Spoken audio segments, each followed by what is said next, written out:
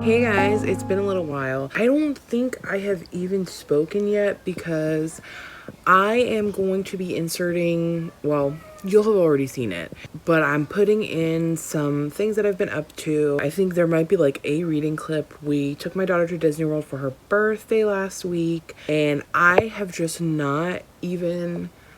I had so many plans, and I ended up hurting my back like I think the weekend before Winterween, and it took like basically my back is still healing, so it's been like 2 or 3 weeks, so I've pretty much spent the entire month just kind of not being able to do much. Thankfully, I was able to get a wheelchair at Disney, so I was able to participate and, go around with my daughter and, my husband and our friends and stuff. I've really just been trying to take it as easy as possible.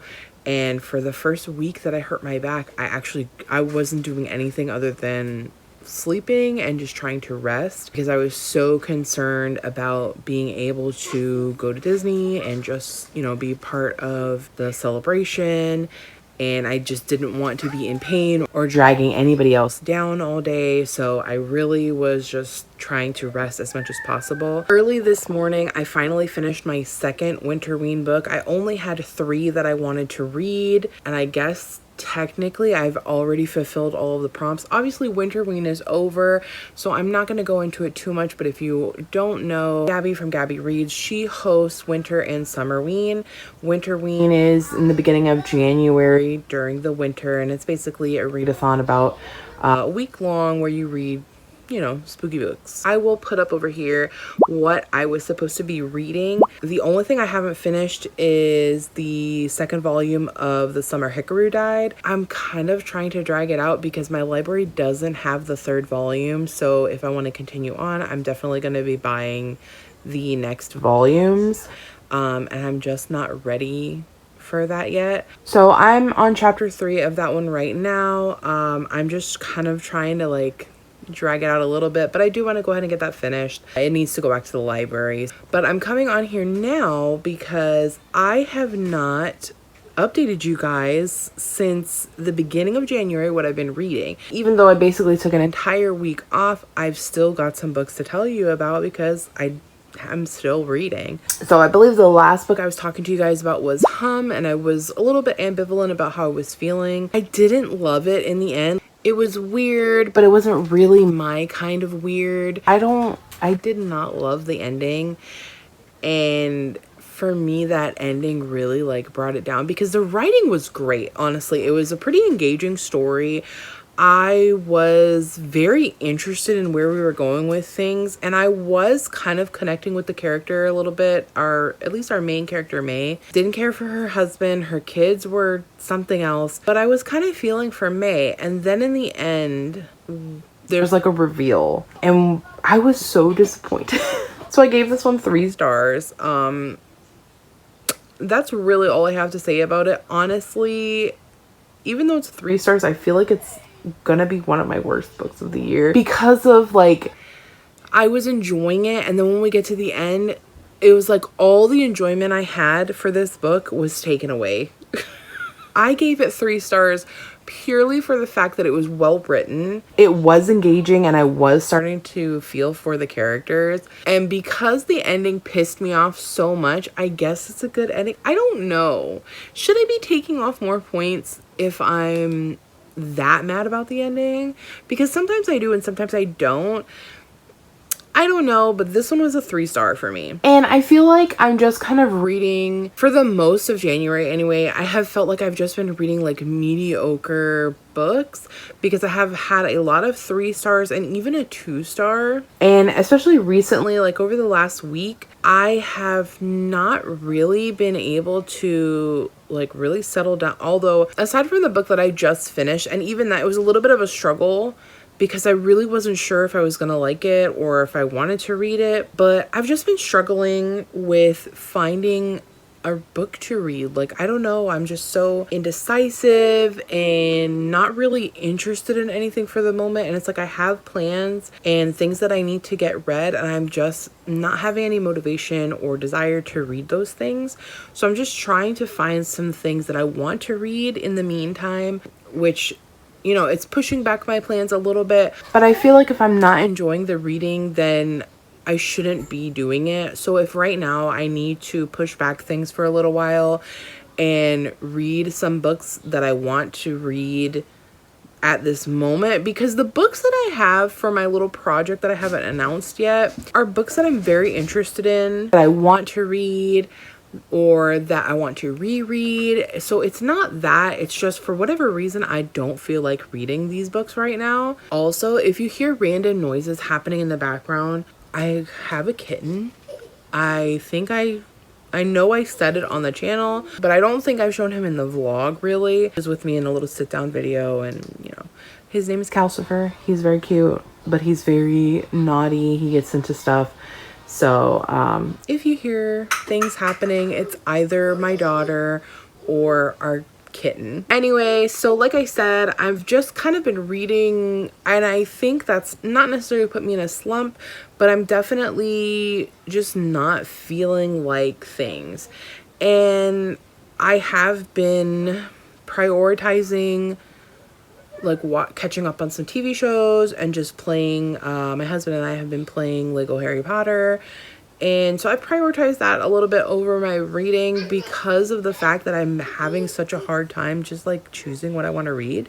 But I do need to start buckling down, and after this read, I just had a 5-star read this morning and I'm ready to read. So continuing on with catching you guys up with what I've been reading is Last One to Die by Cynthia Murray. Now this one was also a little bit disappointing, and that's why it got a 3-star as well, because I didn't care for the writing too much. Like it wasn't good nor bad, it was just meh. But I will say that I was very interested in what was going on. I felt like I was in suspense for quite a bit, and then I don't know, the ending just like it just fell flat. I feel like we built up to something and it could have been so good, because especially like the last quarter of the book, I was really like ultra engaged, did not want to put it down. I needed to know what was happening. And then I don't know, just the ending was just like meh, like it just fell flat for me. And this one, I can barely remember what it's about. I know it's about a woman. I think she's in an internship, and there's like other students. They're all staying at this dorm. She in particular is interning at a museum in, I believe they're in London. And she's like away from home. Like her family lives elsewhere, a bit of a journey. And she starts working with this guy, and like just weird shit is happening because she talks to someone. Her first night there, I think they switch rooms, and then the next day that girl's dead. And then like just weird stuff like that keeps happening, and then all these girls are like somehow connected to her. It's like I want to spoil this book because I don't want you to waste your time to read it, but at the same time maybe you'll enjoy it. Because you know, different strokes for different folks. But this one I feel like just wasn't for me. And like I said, in the end, I felt like I wasted my time a little bit. Like the ending didn't make me mad. It was just like, meh. Like I could have gone my life without reading this book. And I almost DNF'd it at some points because it was really boring and slow at sometimes. Like when there was not action happening, it was just like really dragging out. This book definitely could have been shorter. I don't know. I could have gone my life without reading it. And the only reason why I didn't DNF it was because I really wanted to know what the hell was going on. Which, that in and of itself is a testament to a book.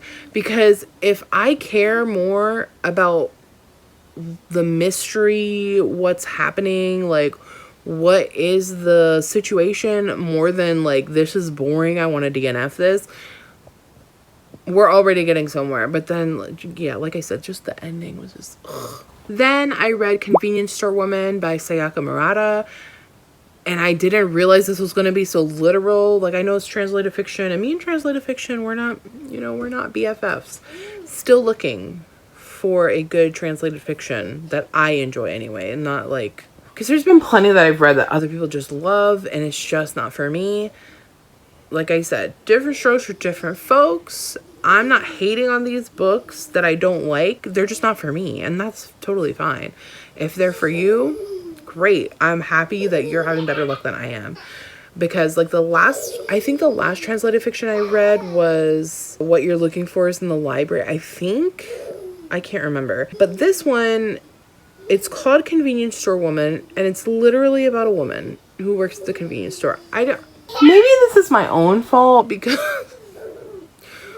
what did I think was gonna, I don't know what I thought was gonna happen. I truly don't know what I was thinking with this one. I gave it 3 stars. It was weird. It was so weird. And this was a short one, so I don't want to get too much into it. I don't remember what our main character's name is, but basically she has worked at this convenience store for a super long time.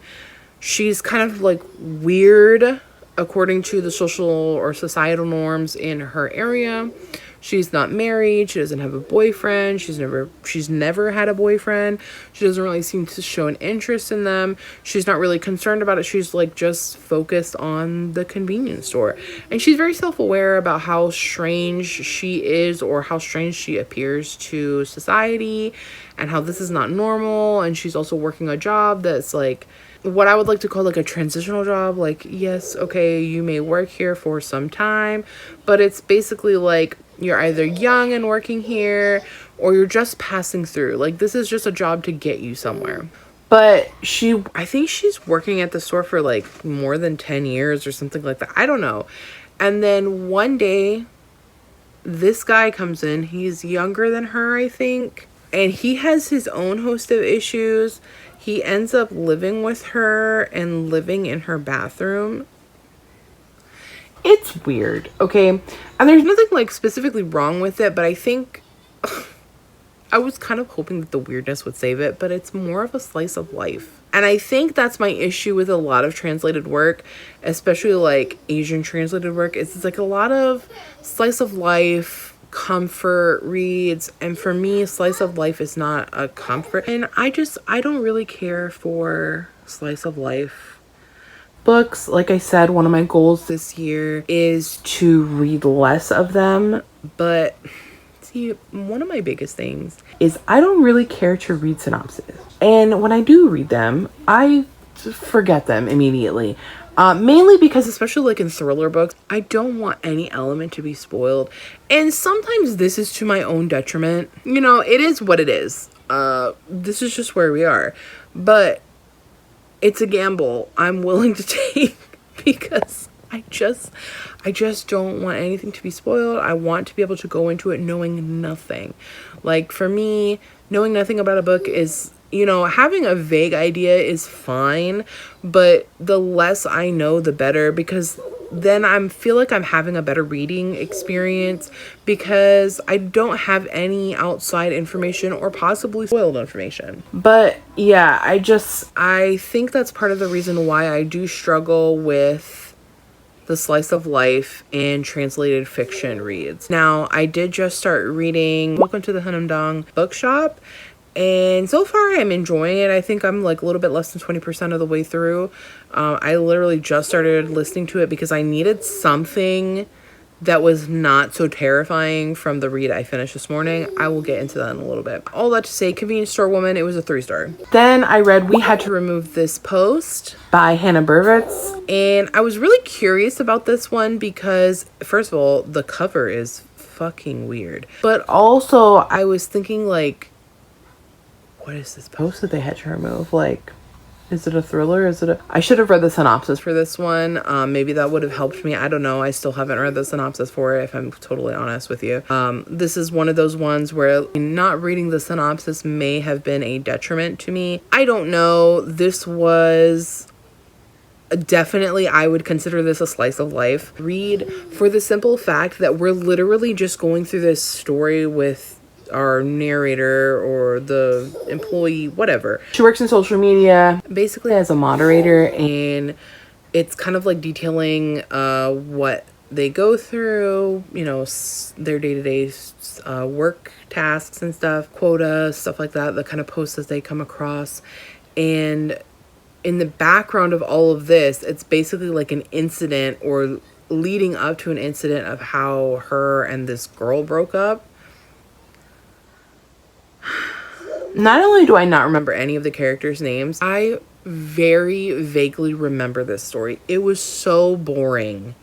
This was so boring. Like, I struggled so much to pay attention to this. I can't believe how short this was, and yet how much of a slog this was to get through. Like, talk about walking through quicksand. 136 pages. I think it was like a 4 or 5 hour listen, supposedly. This book was so fucking boring. I gave it 2 stars in the end because I feel like we were built. I mean, maybe I was giving myself the anticipation, but I felt like we were just building up to something. And then when we got to the end, it was like, okay, why is this a thing? Like, why is this even a story? Who gives a shit? Like, I could understand, you know, people in your life that you're talking to. Oh, yeah, you know, how come you're not with so-and-so anymore? Oh, well, this and this and this happened, and now we don't talk anymore, and blah, blah, blah, blah, blah. Maybe I missed the point of this book, but this was so dumb. Like, maybe if I knew these people in real life, I would be more interested. I mean, I say that, and like, if this was a real life situation, maybe I would be interested. But for this to be a book, waste of my time. Then A Breath of Fresh Air with a Guide to Fake Dating Your Enemy by Nikki Bright. 4 stars, first of all. Let me just start out with that. I don't remember the characters' names, but what I do remember is the feelings that I felt and the laughs that I laughed. Like, this book, it was an arc that I got early. There were so many points where I was just laughing, like, just chuckling. I don't, like, the basic premise of the story is that we have 2 people that their, like, families are enemies, and ultimately I think it's one of their siblings that wants to be with the other sibling. So they're kind of like fake dating for a multitude of reasons. One being getting the like family companies to not be rivals anymore. And then the other like kind of alternative motive is for the siblings to be able to date and for it to not be like this huge freaking deal. But yeah, it's just really cute and sweet. Like, the more the book goes on, you find out that a lot of the reasons like why the 2 people don't like each other outside of their families not liking each other is just miscommunications and misunderstandings. And really, when you get down to it, they are so much more, not necessarily alike, but aligned than I think they even realized it. And the way this is like just slowly revealed as time goes on is so beautiful. And I don't know, this just really made my heart warm, and it's so cute. It's so cute. Then I read The Ice Out by Mina Miles, which is like a second chance romance. This was another arc that I received, and this one was also 4 stars. And again, like, this romance was so cute and spicy. I feel like the spicy scenes were done really well. But the second trans romance was so freaking cute. Like, just the way he was with her and, like, his arc as a person. I can't remember what his name was now. But, yeah, he was so... like, kind of like a bad boy, but also so sweet. Like, I don't know how else to explain it. This was so freaking good. We're following 2 people that... they were kind of like, they've been childhood friends for, you know, such a long time, and now we have come out on the other side of adulthood. She is working her new job, and well, they both have new jobs. She's doing something in education. I don't remember exactly what she is. I don't remember if she is a mentor or she's like doing something with labs. I don't specifically remember what she was doing. But he ends up taking a job as a coach or a coaching assistant because he's an ex pro hockey player. And so this is kind of like, you know, the next phase in his life. At first, she's like trying to avoid him, and then they end up hanging out. They end up connecting, and it just goes from there. Like, it's just so cute. I'm sorry. It is so freaking cute. Oh. This was such a good one. Like, this is such a good... If you like a second chance romance, I think you would love this one. Then I read We Have Always Lived in the Castle, which I gave 4 stars as well. This is one of those books that it's like, what did I just read? And there's a movie for it, so I think I'm going to watch the adaptation.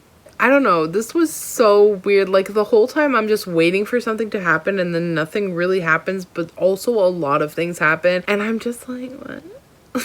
In the end, I was like, I don't... So the story opens up. We have Constance, who is the older sister, who's kind of like an agoraphobe at this point.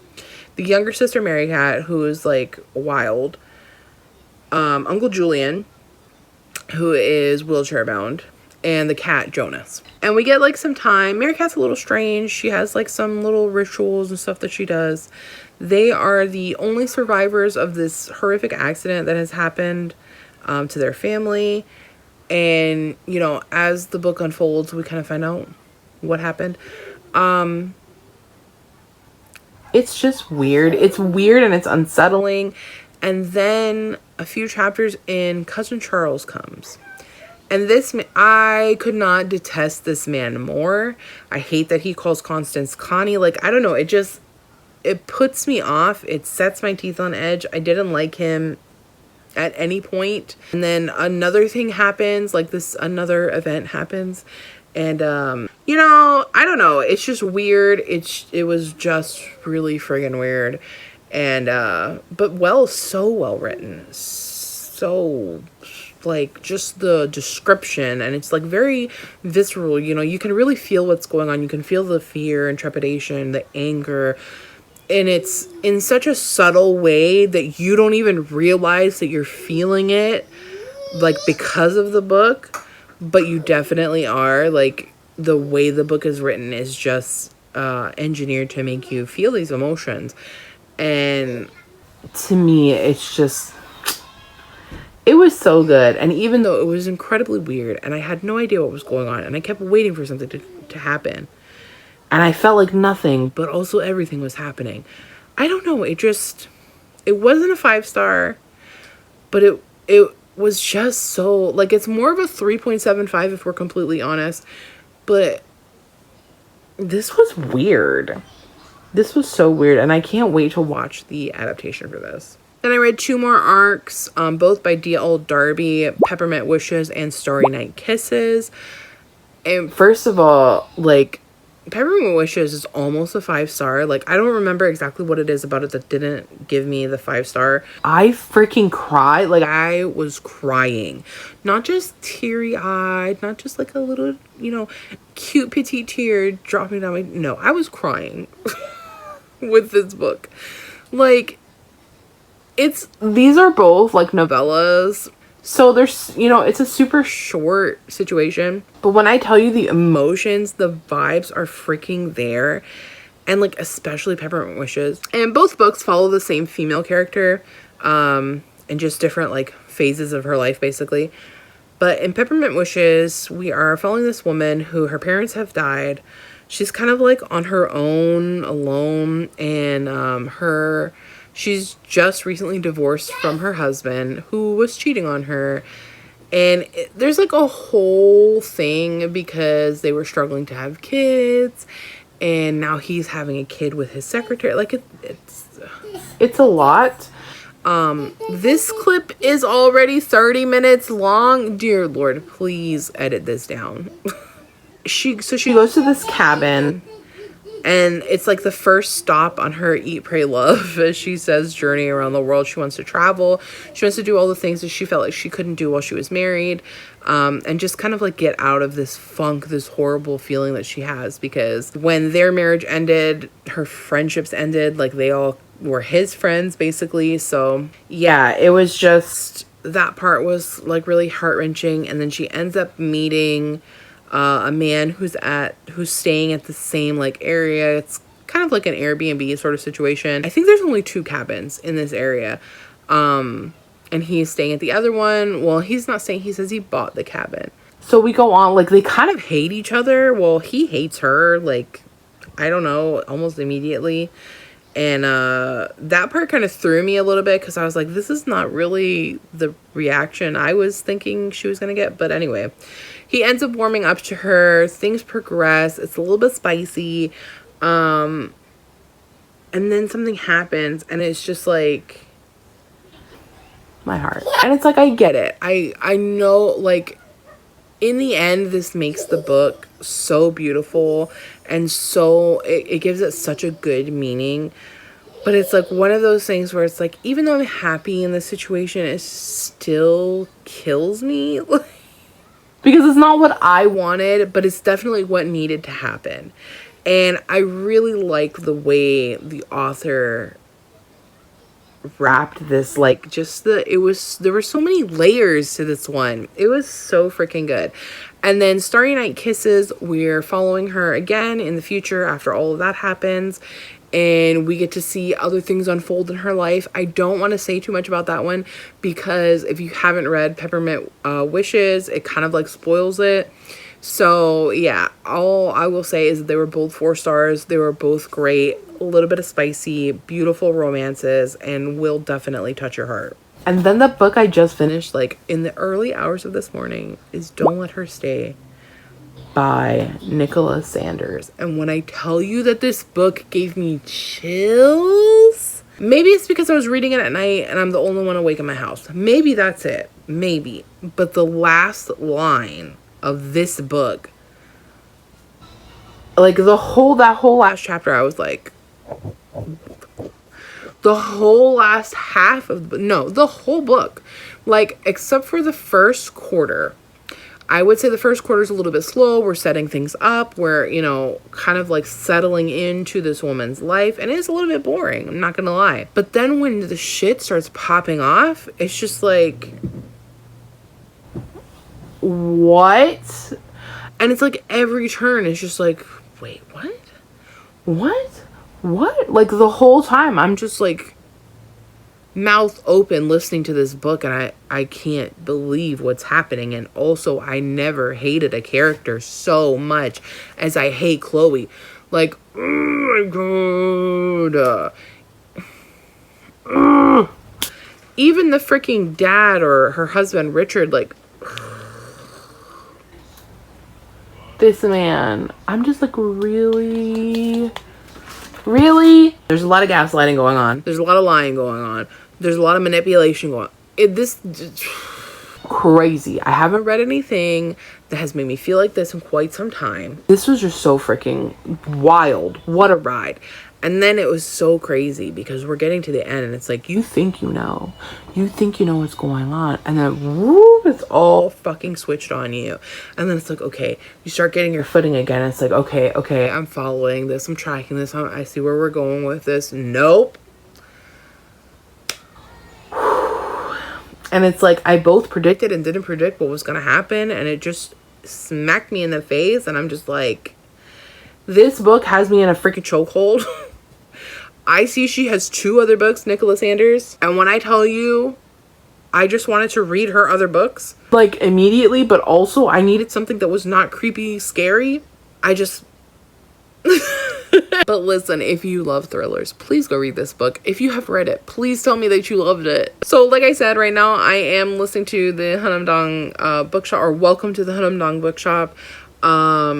I kind of feel like I do want to get a physical copy of this one because it sounds like, just from what I'm reading, it's really cute. There's some annotatable moments, like some quotes, but I think I'm going to keep reading it and see. Maybe I will get it at a later date when it's like available on Pango and, a little bit cheaper. So far, I am really enjoying it, which is great news for me. Translated fiction era.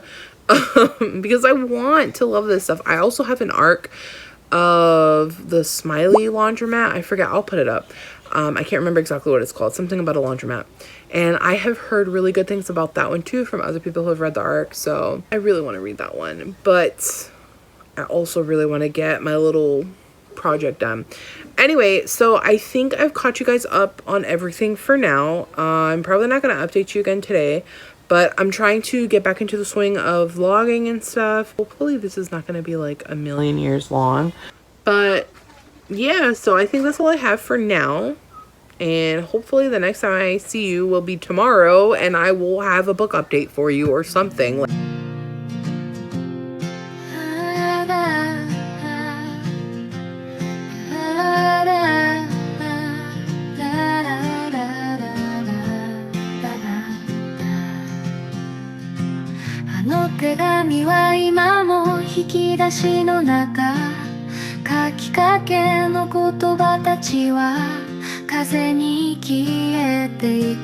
Here we are, new day, same place as per usual. I'm gonna make this update pretty quick because I'm doing laundry right now and I'm sure you can hear it and it's probably extremely loud and obnoxious. I apologize, but the laundry needs to get done. I just wanted to talk about, I read another chapter in The Summer Hikaru Died, and I don't know, to me it was really funny. Also a little bit sad. Like, this book is kind of like such a mix of emotions for me because on one part it's like kind of sad because Hikaru's gone, he died, Yoshiki's friend is gone, and there's this other person or this other thing in place of him that's like walking around, so he still has to see his friend but it's not his friend. Does that make sense? Like, I don't know, to me that's like even worse than someone being gone. Is like they're gone and you're watching them walk around but it's not them and you know it's not them. I don't know how else to explain that. It's weird. Like, now we just got to a part where we're seeing Hikaru, like the real Hikaru's last moments, and that was kind of sad.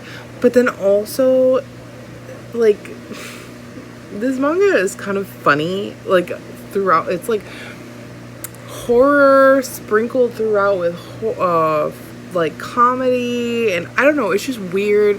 Like, the comedy style is definitely a choice, as is like their dialect. I don't know, it just seems very out of place. But needless to say, I'm having a grand old time. I'm just trying to like stretch it out.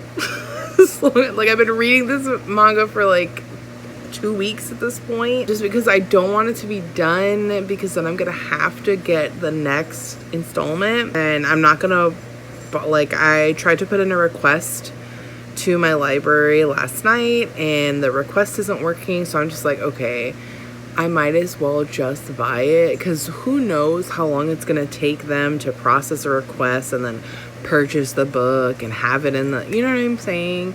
So I'm still going to request it. I'm going to try and request like everything that has been published so far, but I'm still going to go and purchase the books. I was hoping that I could find them on Pango, but it looks like this is not a manga that's being resold, so my choices are pretty limited. We really don't have any bookstores near us. I'm probably going to end up having to buy it on Amazon because that's just where I'm going to be able to get it. So far, I am still absolutely freaking loving this series. I know I'm only on the second installment.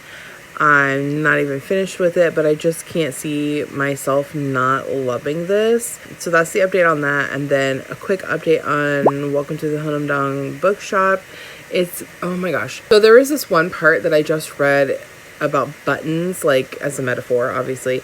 Talking about how if you do the first button right, then the rest will fall in line. And basically, like, buttons are your achievements, like you trying to fit into society and do all the things you're supposed to do. And while that is a great metaphor, I can tell you from experience, there have been many times where I've done the first button correctly and still end up missing a buttonhole. So I feel like that's also like kind of what's going on in the book. Like, this is another slice of life, but I'm not hating this. I'm really enjoying how we are like being told this mundane story and the little nuggets of wisdom that we're getting throughout. I don't know, this is just a little bit different for me, but I'm actually enjoying this slice of life book, so I'm happy to continue reading it. So I'll update you guys in a little while once I've done some, once I've finished my laundry and stuff, so that way it won't be quite so loud. I wrote the words but never sent them to you. ページをてくるたび涙がこぼれる Good afternoon, coming to you with this absolutely wonderful lighting, honestly. Please don't mind my little pimple patch. We're doing what we can here. So last time I talked to you guys, I had pretty much just started Welcome to the Hanamdong bookshop, and I have since finished it. It was great. I gave it 4 stars. Very surprised because it was definitely a slice of life type of story, and you guys know I don't really care for those, and this one was, I feel like I wasn't as emotionally invested as I've seen some other people, or read other reviews, and it was definitely not quite what I expected as far as like the content, because I definitely thought it was going to be more. I mean, don't get me wrong, it is about the bookshop.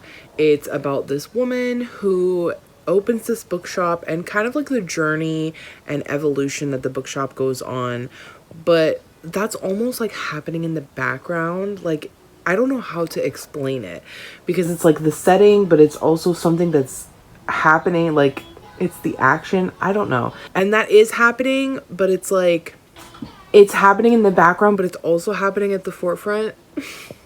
It's a lot, because the what I feel are the main proponents of this story are actually the people involved and their relationship with work. And that was so interesting to me. Like, this book was so reflective and just very like thought-provoking, and there's so much to glean here, and it definitely made me quite introspective, and I enjoyed my time with this book.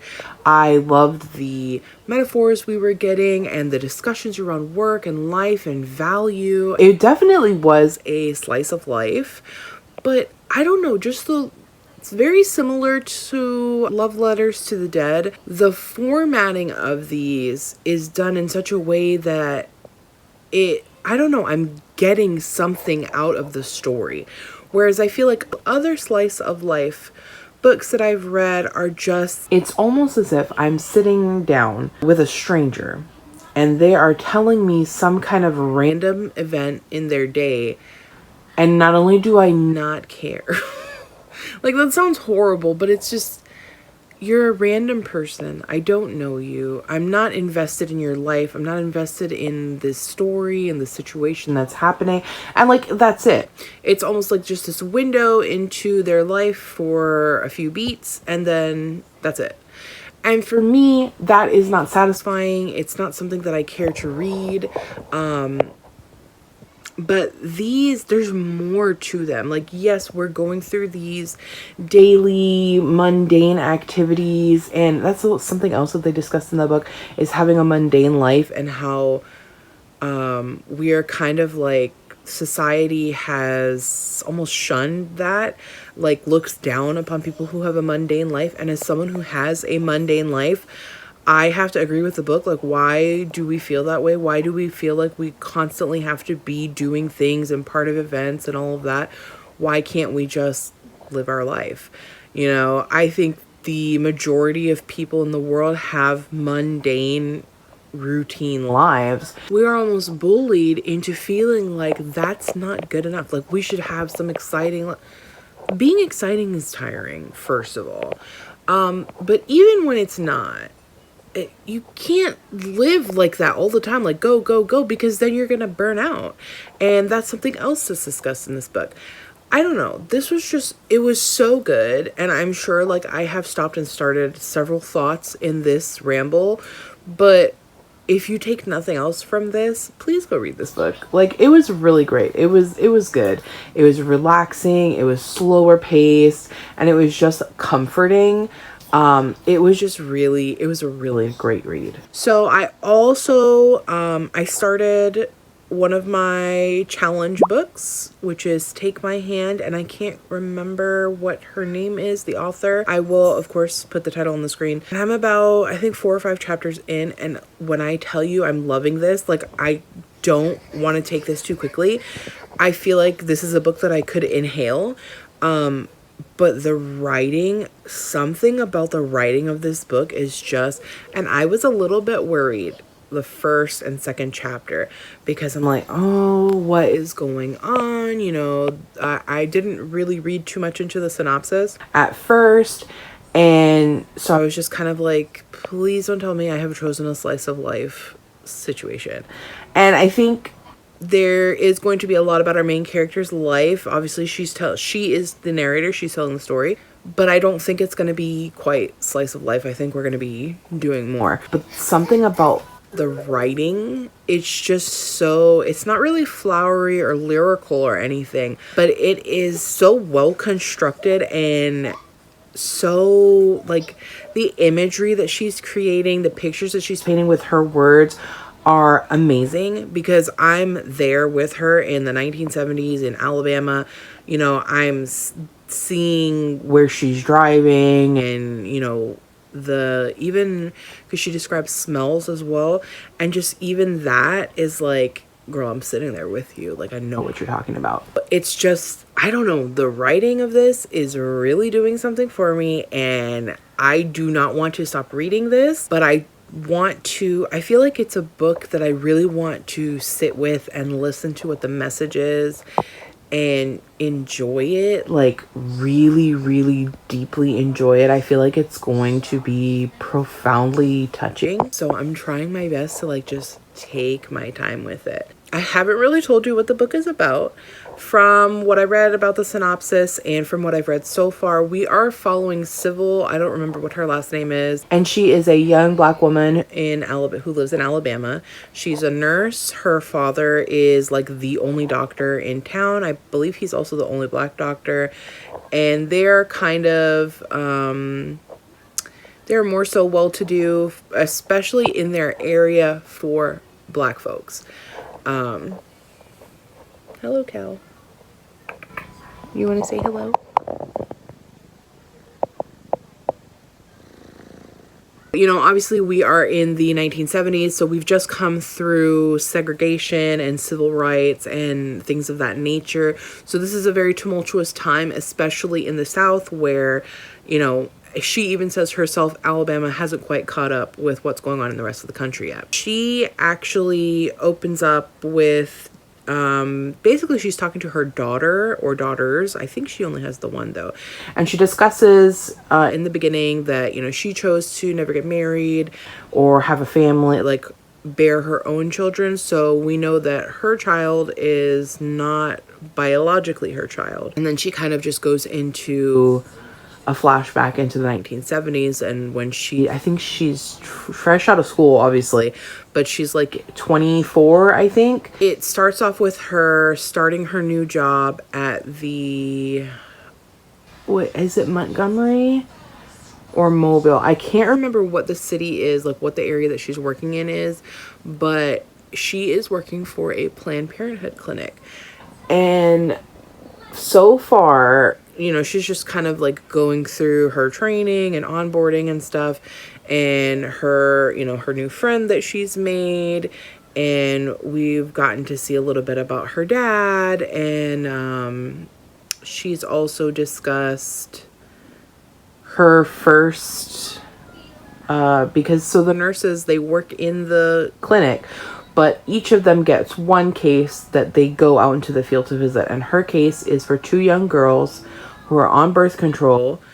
And one, I think, is 13 and the other is 11. And so the part that I'm at right now, she's just gone through like her rotation at the clinic, and she's just finished up her home visit with these 2 young girls. And already I'm just like, what? First of all, what in the world is going on? I feel like something funky is happening with these kids. But also, like, the way she's describing the situation and stuff, it's just like, it's hard to also not have the same emotions as Civil, because I mean, you know, I don't really even know how to explain it. I don't know how to articulate the thoughts that I'm having. But all I can say is at the end of the chapter that I just finished, she talks about how she sits in her car and she had to grip the steering wheel so tight because she was so viscerally angry. And I felt that, like, at the situation that's going on, because it's weird, it's questionable, and it really is. It's like, what in the world is going on here now? Come on. So I'm really excited to see where we go from here. I'm interested to know what the situation is, like what is going on with these girls. And yeah, I'm just interested to hear Sybil's story. But like I said, I'm trying to really take that one slow and enjoy it. I'm already behind on my book reading, but I don't have as big of a deadline on that one. That one is more like the books that I'm reading for my challenge. It's my own pace. Like, I mean, obviously everything for reading is my own pace. It's my own thing. I haven't even talked to you guys yet about it because I haven't done my little sit down video for it. And I'm just kind of like keeping it a secret. So after I started that book and I realized that I was really going to want to take it slow, that I'm really going to enjoy this one, and it's not going to be something that I feel the need to just power through, I went ahead and took a break with a short little horror, Nothing But Blackened Teeth by Cassandra Khaw. Now, I have tried to read from her before and I didn't particularly care for her writing style or the subject matter. I felt it to be incredibly slow and boring. Nothing But Blackened Teeth was also really, I feel like it was slow. It was like a creeping horror. It was very subtle. It was very unsettling, but it just, for me, it just didn't go far enough. I started it last night and I read about halfway through, and then I finished it this morning. And I just, like, it wasn't a bad book by any means. And if you're in the mood for, you know, just a little quick hit of some Asian horror, I would recommend this. But I don't know if it's because I grew up most of my life watching horror movies, and I especially love Asian horror, especially Japanese horror, but Asian horror in general, that Asian horror thrillers, that is my, I love it because it's not, most of the time, it's not as gory. There's not as much like blood and guts happening. It's a lot of psychological, and there's a lot of folklore involved as well. So I really enjoy that aspect. But this, for me, it just, I don't know, it wasn't enough. Like, it just didn't go far enough. It wasn't creepy enough. It wasn't, I just wished it had been amped up a little bit more. So I gave that one 3 stars. It's really like a 3.25, but it is what it is. I don't regret reading it. It was very weird. Like, it was right up my alley. I just wish it had gone a little bit further. And then I am trying to do Kayla from Books and Lala, her Buzz Readathon challenge. So this year she is doing not just the buzzword, but also like stuff on the titles. I'll put up the graphics over here that she has created so you can kind of know what I'm talking about. If you haven't seen her video, I can't imagine that you don't know who she is. This month for January, the buzzword is truth and lies, I believe. And then the what you're looking for on the cover is pattern. So I already read Hum this month, which I'm gonna say is my pattern because of the little green hums that also look like eyeballs from afar. But my pick for the month for the word, the truth and lies, is We Were Liars. This is all my physical TBR. It's something that I've been wanting to get to. I have heard pretty good things about it. And I felt like this would be the perfect time because although I have this book listed for one of my challenge books for the challenge that I'm not talking about, I think I'm just going to replace it with something else, and then I'm going to read this this month. So I am pretty excited to get into this. I know this is an older read, and I think there's even like a prequel or a sequel or something else with this book. So on the back, it just says, if anyone asks you how it ends, just lie. We are Sinclairs. We live, at least in the summertime, on a private island off the coast of Massachusetts. Perhaps that is all you need to know, except that some of us are liars. I'm hoping that it's going to be super interesting. I have high hopes for this one. We'll see how I like it. And as always, I will keep you guys updated. I'm not sure if I'm going to annotate this one. I might, just because I think there could be like some things, because I think it's like a mystery thriller-ish, like it's in that, you know, not necessarily that genre, but it's like adjacent. So in that case, there could be stuff that I want to either highlight or notate so that I can go back, because that is one thing I will say that I love about reading mysteries and thrillers physically as well as listening to the audiobook is I can go back in the book very easily to like double check a clue or check something like, wait, didn't so and so say? And then it's like, oh yeah, here it is right here. So that is one of my favorite things to do in books. And for that reason, I might annotate this one, but it'll just depend on what the vibe of the book is and if I feel like that's really necessary. Something else that I'm testing out, decided that I'm going to try and paint some book edges. Like, I'm not an artist. I do crafting, but I'm not like drawing things. That's not me. I don't know who I think I am trying to do this, but I paid 10 cents for this book and I'm still going to read it regardless, but I paid a very small amount for this book, so I'm not going to be upset if I damage it a little or if it turns out ugly. Like, it is what it is. It's fine.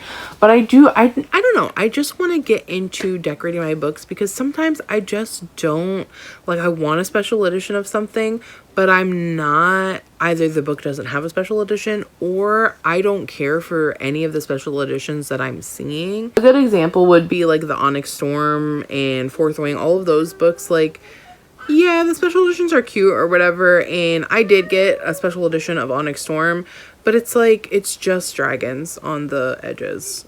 I don't know. Can we do something else? I get it. The book's about dragons. Okay, cool. But you know what I'm saying? Like, I don't know. I just want to be able to do more. And I would love to figure out how to do it on my own and just have one-of-a-kind books in my life. I don't know. I just love making things personalized and, you know, just custom for myself. Like, I don't really care if someone else likes it as long as I'm happy with it. Does that make sense? Anyway, so I started painting Every Last Fear by Alex Finley. I haven't read this book yet, but I am excited to read it. I've seen some reviews and it looks like it's pretty good, but I just wanted to jazz it up a little bit. So I started painting it. This is where we are. I just took off the clamp that was in the middle so it wouldn't be in the way. I don't know, you know, obviously this is the first time I'm doing this, so it looks crazy. I am definitely not an artist, you know, but I love doing just fun little projects like this. I would also love to bedazzle one of my books, at least try it. Like, I don't feel like I'm gonna do that for more than one book, simply because that is so tedious and time consuming, and I don't know if I have the patience for that. Not saying that painting this book, you know, the edges is not tedious and time consuming, because it definitely is, and it's like having a lot of patience, and I wish I had steadier hands because I definitely don't have steady enough hands to make like these crisp lines. But I'm doing what I can and I'm having a blast with it, and I think that's what really matters too. And in the end, I'll have something that I at least enjoy and can say, hey, I did that, I made that, like that. Yeah, so I will update you guys on that once I finish it and, you know, we can see the final product. And I'll also keep you guys updated as I am reading We Were Liars. I think that's gonna do it for now.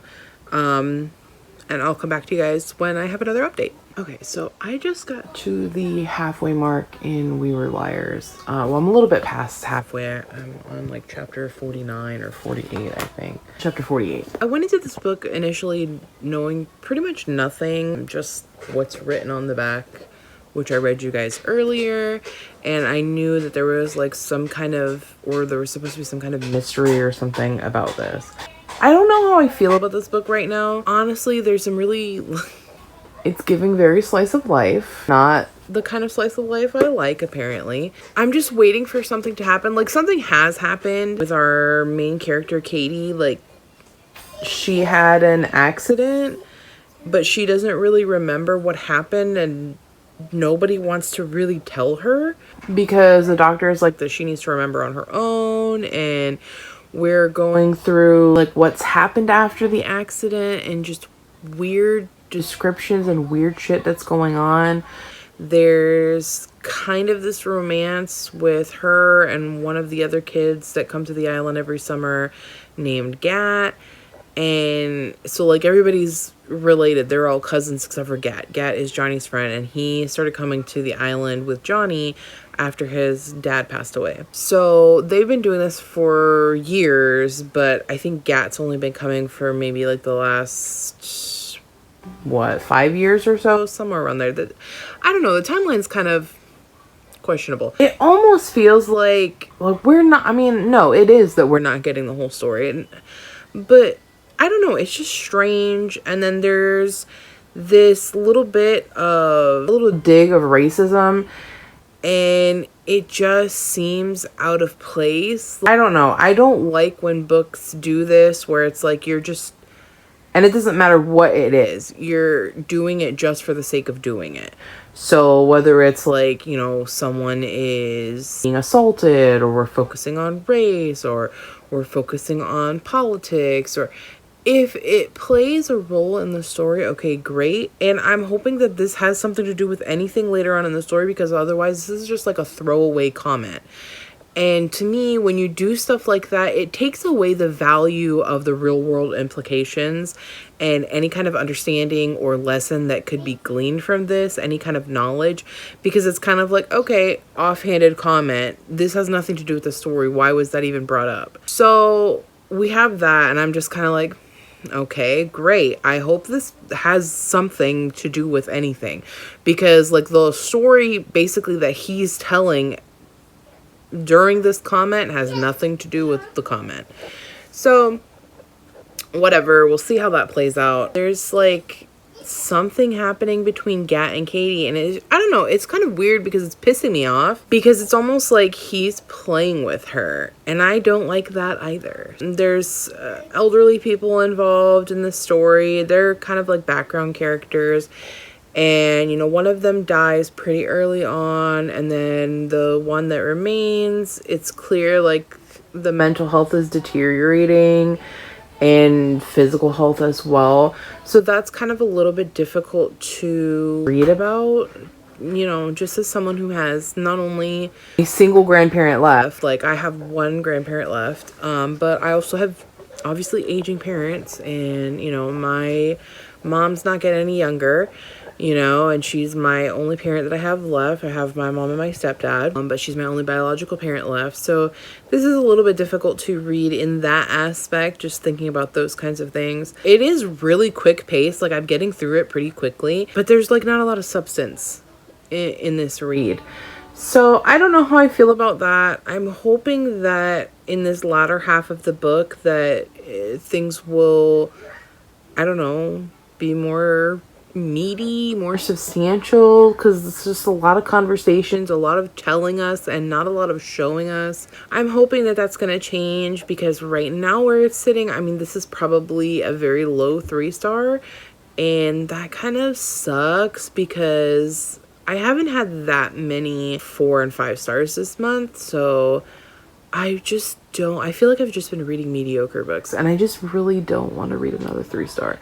So fingers crossed this ends up being good in the end. I'll update you guys probably when I've finished the book. Okay, this book just did something that I absolutely hate. Please stop invalidating people's issues. I don't care what somebody, especially kids, I don't care what your socioeconomic background is, what your ethnicity is. I don't care. Problems are problems. Our main character is dealing with like health issues, like legitimate health issues. She is having issues with her memory. She nearly died, and now she has these crippling migraines, and Gat is like, oh, think before you complain about things other people would. Stop invalidating people. Stop invalidating people's issues. Like, I'm so sick and tired of this. Oh, that's a first world problem. Oh, but you don't have it as bad as so and so. Oh, but it doesn't matter. And what makes it even more irritating is she's not really complaining about it. She's kind of trying to make light of the situation, which I feel like most of us do. Like, that saying of to keep from crying, you laugh. Like, that's basically what she's doing, because she says, he asks her if she has a boyfriend, and she says, yeah, my boyfriend's name is Percocet. It's funny, okay? We're laughing about it, because the person who's dealing with this immense amount of not only pain but trauma and just fucking absolute ridiculous like health bullshit that she's going through, she's trying to make a joke and make light of the situation, because it's actually a pretty serious situation. So it's like, yeah, it's terrible, ha ha ha ha. Like, let me just laugh about it instead of being upset about it.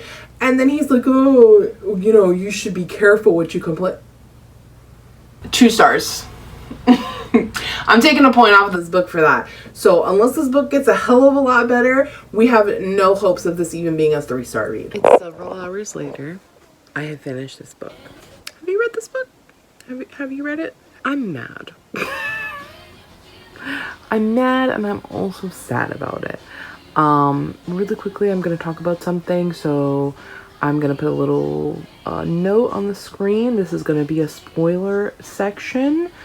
And when the note is gone, I will be done talking about spoilers. So go ahead and forward to that if you do not want to be spoiled.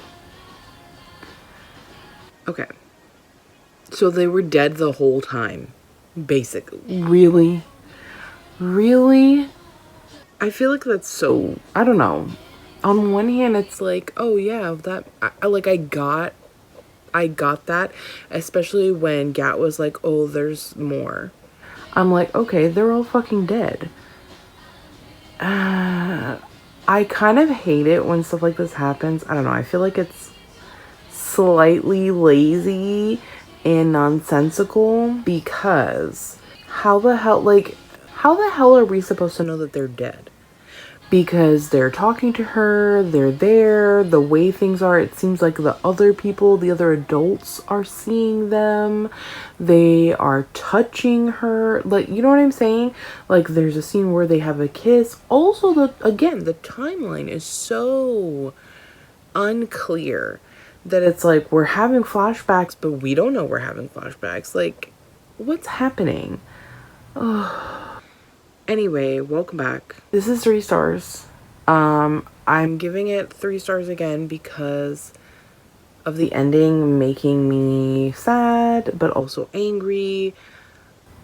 It was decently well wrapped up, but like, I don't know. I'm not super thrilled with this. Still pissed off about the whole, oh, your problems could be so much worse, blah, blah, blah, blah bullshit. You know what? No, I think it's going to be a 2.5 because it really pisses me off what happens in the end. And I'm really, really mad at Katie because it was totally unnecessary, totally could have been avoided, and was stupid and foolish and just, I don't know. I have to think on this. And now I have no idea what I'm going to read next. So the next time you see me, I'll be telling you about another book. So when I last updated you, I had just finished We Were Liars. I didn't love it. It was definitely a 3-star. If anything, it was like a 2.75 because it just like actually pissed me off. Yeah, that was a bummer. Last night before bed, I ended up reading Nothing But Lies, or All the Lies, something by Nicholas Sanders, and it was so good. It was a really quick one. I think it was only a 6-hour listen, and I did it on, I think, 1.5 or 1.75. All that to say, 5 stars. Nicholas Sanders only has 3 books that she's published, and I have now read 2 of them and have given both of them 5 stars. So I'm probably going to read her 3rd book in February at some point. I'm really excited, and I'm curious to know when she's going to release something else, because I think she had a 2024 release.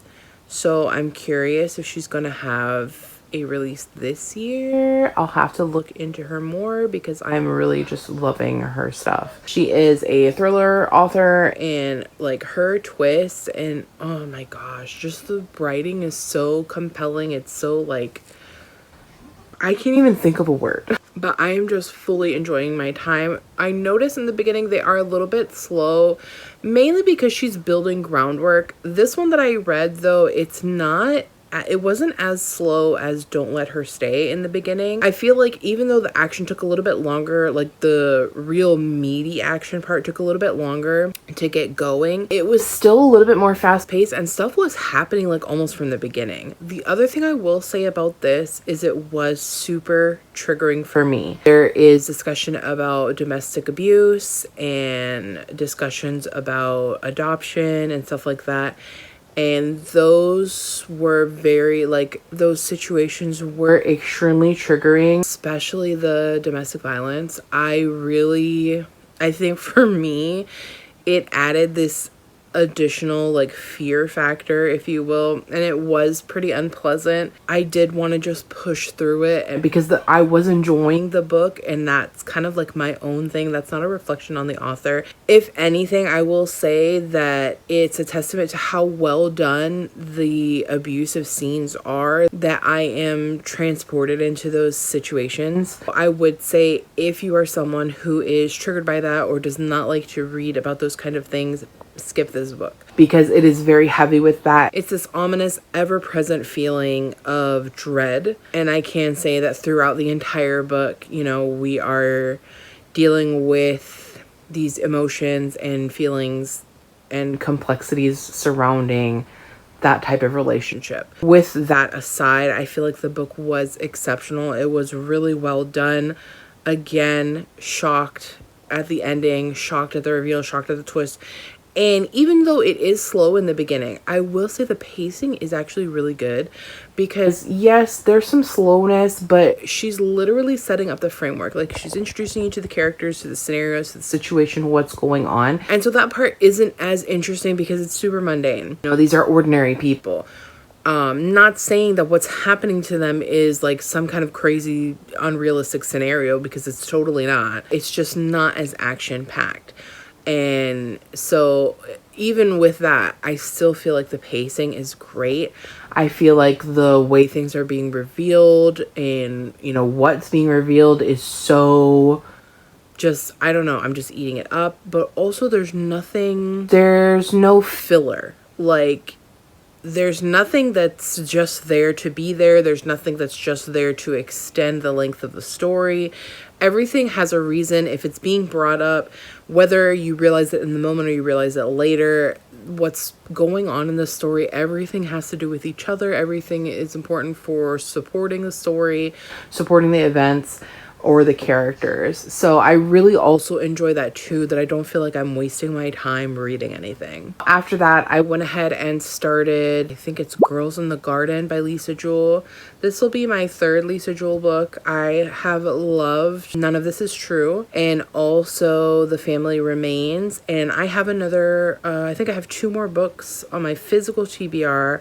I think it's The Night She Disappeared or Then She Was Gone, something like that. And then also The Family Upstairs.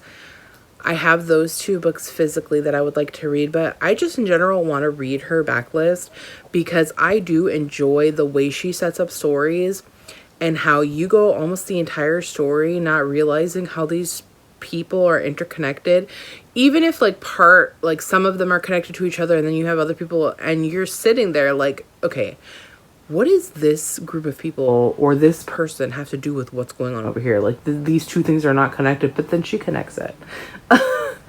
And the way she does things is just so like, whoa. So I'm about 75% way through the book, and we're really getting to the main crux of this situation. This is following a couple different folks who live in these apartments surrounding this park. And there's the gang, which is a group of young kids, teenagers, and I think just under teenagers. There's 3 sisters. There's a couple. It's a little bit confusing because I'm not physically seeing the book, so I do have trouble tracking different names. But something has happened to one of the girls that's part of the gang, and we don't really know. She is unconscious, so we can't even ask her at this time, and it's kind of like up until this point, it's been like before what happened. So we've just kind of been getting the background story and seeing how certain people are connected and like what's going on in different people's lives. But there's still like this element of mystery. Like, I definitely feel like we're not being told everything. There's still things we're not completely illuminated towards. And now that whatever happened, because we don't even really know. The girl was just found, and it looked like she could have been assaulted, but we don't know. We don't know why she's unconscious. They did a report and they found drugs in her system. So now we're like trying to figure out exactly what happened to her. I'm really interested to see how this last part of the book is going to take off, because up until this point, we have lots of different characters with motives, with opportunity, but there isn't anybody who's like standing out as a bad person for us to think that they would do something to hurt this young girl. But anyway, so I will update you guys with that one once I finished it. I also wanted to update you that I have finished painting my book. So like I said, I am not an artist by any means, but I thought this would be fun and I had a lot of fun doing it. I did my best with making push pins. I don't know. I am happy with how it came out. I love it. I tried to get some shading, like make it a little lighter in the center, the same way this is lighter in the center. So I just tried to take inspiration from the cover itself and just do what I can here. And I'm thrilled with it, honestly. It's, one of a kind at this point. Nobody else is gonna have this design. So I decided that I'm gonna keep trying my hand at this, and I have started on another one. It's The Housekeepers. Again, another book that I'm pretty excited to read at some point. So you can't really see, I've got my clamps on there, but I have just been painting away. I've got a little key on there. I kind of just tried to mimic the front cover. And then on the tops and bottoms, I've got like this little floral design, because I noticed that if you look on the cover behind the key and stuff, it's got this lighter blue floral pattern. So I thought that would be interesting to try and imitate. And like I said, I'm just having fun with it. I'm sure there'll be some people out there who are wondering why I'm destroying my books. But to me, I'm not destroying them. I'm just having fun. I usually don't buy books with the intention to resell them. So I annotate them, I highlight in them, I write in them, and now I'm going to start decorating them. If there's a book that I'm ever like super questionable about, I usually don't highlight or write in them. But even still, I don't ever go into a book purchase with the intention of reselling books. That's another reason why I buy books very cheap. I buy them secondhand, because I'm not interested in the resale value of books. I don't care. I'm not a person who buys books specifically to jack up the price and resell them. I think it's disgusting that people do that. Live your life, but when a book costs $35 for a special edition and you're selling it for $170 on Pango, I think there's something wrong with you. And to find out that like you don't even give a shit about the book, you didn't buy the book to read it, you literally bought it and took someone's place who could have purchased that book to read it and cherish it. You bought it so that you could charge 5 times the price and make money off of it. I think it's gross. I think that is so gross, and people who do that have issues and should rethink their life choices. But hey, that's just me. We're not all out here living trying to be good people, I guess. It is what it is. But yeah, all that to say, I don't buy books to resell them. I mean, I'm sure at some point I will come across books that I dislike so much that I'll list them. I have some older books that I know I'm just not going to read that I've listed. And after a certain amount of time, I just donate them to the free little libraries or the thrift store or whoever, because it's not about that for me. Book purchases, owning books, it's for enjoyment. It's for, it's a hobby of mine. I love to read. I enjoy annotating my books. I just enjoy having books in general. And I want to enjoy them. I don't want to be constantly thinking about having to resell them or make, I don't know. It's just not something I really want to spend my time doing. So I will update you guys when I finish my little book project and what book I'll be going on to the next one. And yeah, that's all I've got for now. It is Friday, so I'm thinking I will probably end this vlog either tomorrow or Monday. It just depends on how many books I read and what kind of time I have. Usually the weekends are pretty busy. For me, as you guys know, I don't even usually read all that often over the weekend. I just like to spend time with my family. I think this weekend we are hoping to do some thrifting for books, so that's very exciting for me. But aside from that, yeah, I'll check in with you guys later when I have a book update. Just take a wild guess what today is. Did you guess that it wasn't Monday or Saturday like I last said? You would be correct. It is Wednesday. I'm just coming on here to update you guys on a few things and wrap up this vlog. The first thing I want to update you guys on is the housekeepers, my little project that I did. So this is what we're ending with. I'm pretty happy about it. I especially really like the top, how this came out. I just think it looks so freaking cool. I don't know. Like I said, I'm not the biggest artist, and we had a little bit of trouble here on this front part with the key. Got a little wild. But I'm happy. I'm happy with this. I think it looks cool.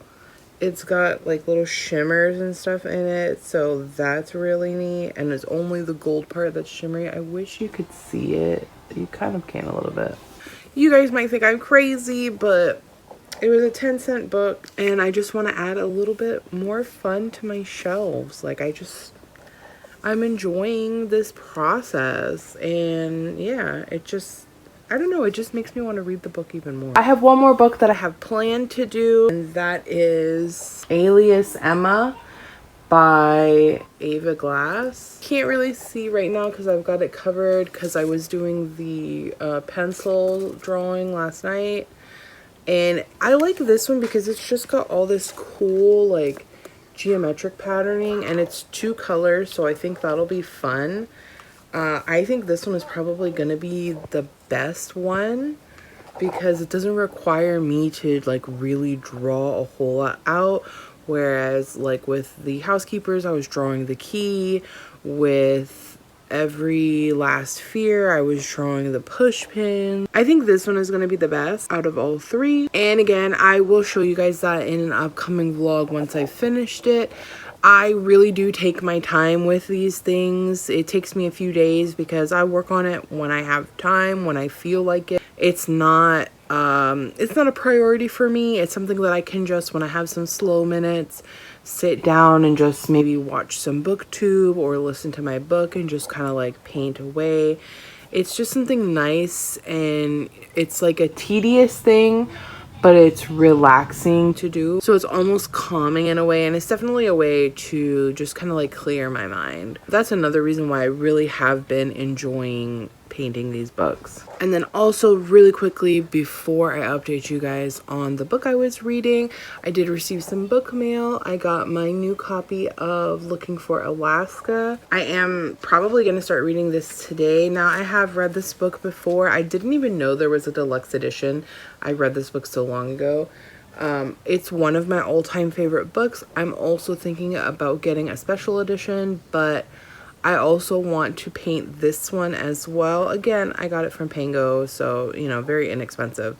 I think the seller was even having a 50% off sale. I got it for a great deal. And if I were to do a painted edge, it would be super simple, so I'm not super worried about that. But it is one of the books that I'm reading for my special project, which I promise I'm going to record that video soon. I just have not had the energy to make sit-down videos. I also need to do my January wrap-up, and I've just been lazy. I'm sorry, guys. But I will get to it soon. I'm probably going to record my January wrap-up and that announcement at the same time. It's just a fun little challenge to do, something that I just want to challenge myself to do. But if you guys want to read along, that's fine as well. And there's just a couple of other things that, you know, just some housekeeping and stuff that I need to get done in some sit down videos anyway. With that being said, I did finish The Girls in the Garden by Lisa Jewell, or whatever. I'm pretty sure that's what it was called. It ended up being a 3-star for me, and it's really more like a 2.75. Simply because it just didn't live up for me. It didn't live up to the hype of my other Lisa Jewell books that I've read. I didn't look into how old this one is, but it just wasn't there for me. Like, we spend the majority of the book hypothesizing what happened to Grace. And we have all these different stories, like all this backstory leading up to the event, leading up to what happened, and there are red herrings and there's situations in the story that, unless I'm seriously missing something, they're literally there just to throw you off. Like, they don't actually have any kind of resolution or resolve. They have no purpose.